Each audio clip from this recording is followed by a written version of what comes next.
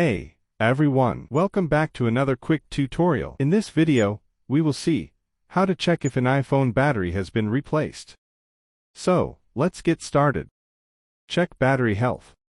Open your mobile settings app on your iPhone. Scroll down until you find the battery option, and then tap on it. On the next page, tap on the battery health option. On the battery health page, look at the maximum capacity percentage. A low percentage could indicate that your iPhone battery may be replaced. Check battery health message. Scroll down further in the battery health section to see if there's a message that says, your battery's health is significantly degraded, or service. These messages might suggest that your battery has been replaced or is experiencing issues. Check serial number.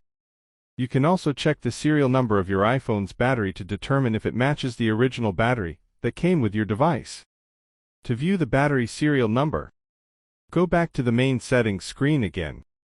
Tap on General option, and tap on About. Now, you will see the serial number option. Make a note of this number. So that's it. If you found this video helpful, don't forget to like and subscribe to our channel for more tutorials. Thanks for watching.